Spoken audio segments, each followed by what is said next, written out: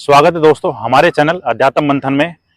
मैं प्रमोद राव, मैं राकेश शास्त्री। आज हम एक नई विषय के साथ आए हैं और हमारा विषय भगवान को लेकर है। आजकल लोगों के मन में काफी भ्रांतियां हैं भगवान को लेकर कि भगवान कौन है, क्या है, भगवान के बारे में जानना चाहते हैं काफी लोग बाग। तो जी आपके विचार क्या है राकेश जी? जी देखिए, जो भगवान जो शब्द है वो दो पदों से मिलकर बना हुआ है, भग और वान, अर्थात भगवाला। जैसे आपने सुना होगा धनवान, धन वाला, शक्तिवान, शक्ति वाला। ऐसे ही भगवान शब्द का शाब्दिक अर्थ होगा भग वाला। अब भग किसे कहेंगे, अब यह जानने के लिए हम चलते हैं विष्णु पुराण की ओर, क्योंकि विष्णु पुराण के पंचम अंश में एक श्लोक आता है, ऐश्वर्यश्च समग्रस्य धर्मस्य यशश्रेयः ज्ञान वैराग्ययोश्चैव षण्णाम भग इति ऋणः। ये श्लोक है, ये 6 गुणों की चर्चा करता है। पहला ऐश्वर्यस्य, ऐश्वर्य का अर्थ होता है संपत्ति, संपदा। अब जो संपदा है वो किसी साधारण मानव की कुछ थोड़ी होती है, अर्थात बहुत कम होती है, लेकिन जहां तक हमारा ज्ञान जाता है, जहां तक हमारा मन जाता है, वो सारी संपदा, समग्र, आय के लिखा समग्र से, अर्थात समग्र ऐश्वर्य वाला ऐश्वर्य। दूसरा आता है धर्मस्य, धर्म अर्थात धारयते अनेन इति धर्म, अर्थात जिसको धारण किया जाए, धारण करने योग्य ही क्या होता है, धर्म। जैसे मानव का धर्म क्या हो गया, मानवता। जैसे जल का धर्म क्या हो गया, मधुरता और शीतलता। अग्नि का धर्म क्या हुआ, ज्वलनशीलता। ऐसे ही समग्र धर्म वाला। दूसरा आता है ऐश्वर्य से समग्रस्य धर्मस्य यशः श्रेयः। यश, यश अर्थात होता है ख्याति, प्रसिद्धि।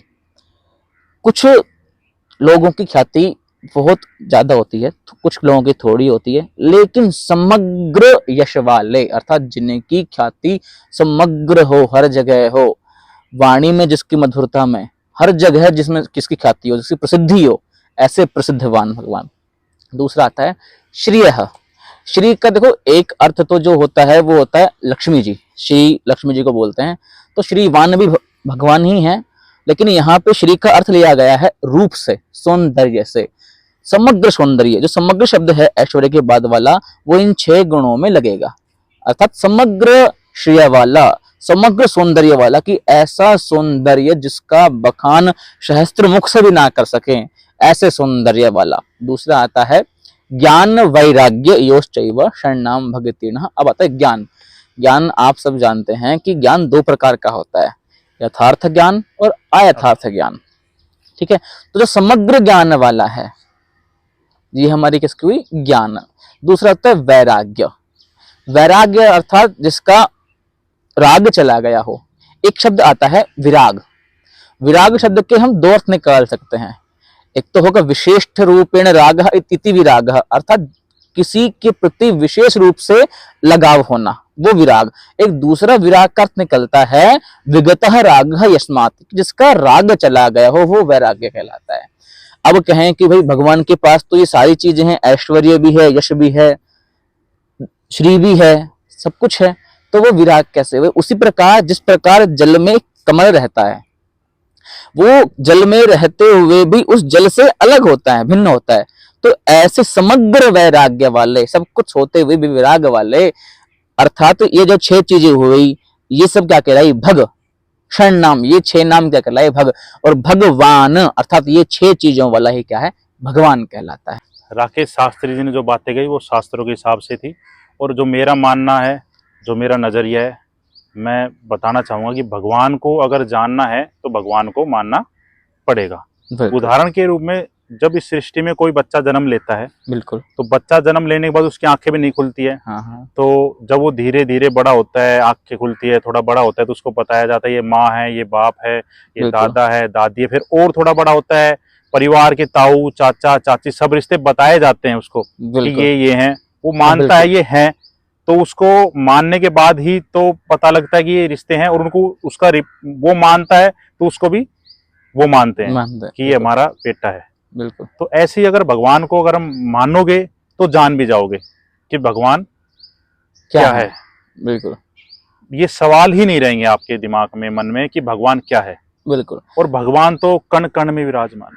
एक अगर एक पल, एक आत्मिक और एक मन की छोट, एक पल भी आपने जान लिया ना, एक पल मान भी लिया ना, एक पल भी अगर दिल से मान लिया, वहीं पे आपको महसूस हो जाएगी भगवान क्या है। बिल्कुल वो आपको फील कराएंगे बिल्कुल कि मैं क्या हूं। बिल्कुल आप किसी से ये क्वेश्चन ही नहीं करोगे कि भगवान क्या है, भगवान कौन है, भगवान का क्या रूप है। बिल्कुल। सिर्फ अगर एक पल आत्मिक रूप से सच्चे दिल से अगर एक बार मानोगे। हाँ बिल्कुल, ये तो कहा ही गया है कि भगवान को भाव से मानना चाहिए, अगर भाव भगवान है तो का, भगवान है। बिल्कुल भगवान का भाव, बिल्कुल भाव प्रेम कहते हैं ना कि भाव बिल्कुल का भूखा हूँ, भाव एक सार है, बिल्कुल। भाव से भज लीजिए, भाव से बेड़ा पार है। और बिल्कुल सच है ये बात। अगर बिल्कुल भाव से मन से भजते हैं ना, सच में बेड़ा पार हो जाता है। बिल्कुल बिल्कुल विश्वास करके ही चलते हैं सारी बातें, बिल्कुल। और विश्वास के ऊपर ही सारा काम टिका हुआ होते है। हैं। बिल्कुल सबके काम होते हैं विश्वास के ऊपर ही होते हैं। बिल्कुल अब हम भी अगर कोई भी कार्य भी करते हैं तो हमारे एक विश्वास होता है कि हम ये कार्य कर रहे हैं, ये हमारा बिल्कुल सफल होगा, और वो सफल होता है। बिल्कुल एक बार ना, दो बार ना, तीन बार में, चार बार में सफल होता है। बिल्कुल तो मैं यही बताना चाहूंगा, भगवान को अगर जानना है ना तो मानना पड़ेगा। भगवान की विशेषताएं और बिल्कुल। भगवान के बारे में बताना नामुमकिन है। हाँ ये ये तो है। भगवान तो, ये ब्रह्मांड भगवान ही है। बिल्कुल बिल्कुल। हाँ बिल्कुल सही बात है। ये तुलसीदास जी ने रामचरितमानस में भी कहा है कि सिया राम मैं सब जग जाना, करहीं प्रणाम जोर जुग पाना। अर्थात कि जो सारी सृष्टि है वो सिया राम में है। भगवान सब श्री राम, ये सारी सृष्टि है वो राम राम से से है, जन्मी है, राम की है राम और की राम है। में ही है। तो मतलब जो सृष्टि का जो कण कण है वो सब श्री राम में है, हाँ बिल्कुल, राम कण में है। कण में। तो बिल्कुल कण कण से मैं बताना चाहूंगा कि जैसे शिव भक्त हैं, बिल्कुल तो एक छोटी सी लाइन है कि मैं शिव में, शिव मुझ में। छोटी सी बिल्कुल लाइन से समझाना चाहूंगा आपको बिल्कुल कि बिल्कुल मैं शिव में, शिव मुझ में। ये ब्रह्मांड शिव के समान है। बिल्कुल। तो मैं शिव में, मैं कहाँ, इस ब्रह्मांड में। हाँ बिल्कुल सही बात शिव है। मुझ में, ये जो हमारे अंदर दिव्य ज्योति आत्मिक, इसी से शरीर चल रहा है, बिल्कुल सही वहीं बात लीन होना एक ना एक दिन आता है। बिल्कुल सही बात है। तो ये आत्मा कहाँ से, उस ब्रह्मांड से, मतलब शिव से। तो मैं बिल्कुल शिव में, मैं शिव में, शिव मुझ में। बिल्कुल सही बात। और ये एक प्रक्रिया है, हाँ इसी प्रक्रिया को जीवन कहते हैं। हाँ बिल्कुल सही बात है। और आध्यात्मिक है क्या, अध्यात्म क्या है, इस जीवन की जो ये प्रक्रिया है, इस प्रक्रिया से निकल के उस भगवान में लीन नहीं होना, हाँ यही अब आध्यात्मिक है। नहीं, बिल्कुल आपकी बात सही है। और वही बात है ना कि जैसे ही हमने भगवान वाली जो श्लोक पहले पढ़ा था, ऐश्वर्य समग्र, उसके बाद तुरंत एक लाइन आती है कि विशन्ति तत्र भूतानि भूतात्मा अखिलात्मनि। अर्थात कि विशन्ति मतलब रहते हैं, निवास करते हैं। कैसे कि तत्र जब उस भूतात्मा में समस्त भूतगण निवास करते हैं, और उन समस्त भूतगणों में वो भूतात्मा ही है, वो भूतात्मा ही निवास करती है। अर्थात कि उस भगवान से ही, उस परमात्मा से ही ये समस्त सृष्टि है, और इस समस्त सृष्टि में ही वो भगवान है, वो परमात्मा है। तो कहने का मतलब यही है कि भगवान को परिभाषित करना हमारे मुख में इतना समर्थ नहीं है, हम हमारी वाणी में समर्थ नहीं है, हमारा इतना ज्ञान नहीं है कि हम भगवान के बारे में इतना व्याख्यान कर सकें। हमारा कहने का अर्थ यही था, बस एक छोटी सी परिभाषा में समझाना चाहते थे आपको। भगवान के विशेषता और व्याख्यान करना नामुमकिन है, करना भगवान तो कण कण में है। बिल्कुल सही बात है। तो वही बात है कि अगर भगवान को आपको जानना है तो सबसे पहले आपको भगवान को मानना पड़ेगा। और आप जो वीडियो देख रहे हैं, आप भी बहुत ज्ञानी हैं, तो आप भी अपने अनुसार भगवान की परिभाषा क्या है हमें कमेंट में बताइए। मिलते हैं अगली वीडियो में। धन्यवाद। नमो नमः।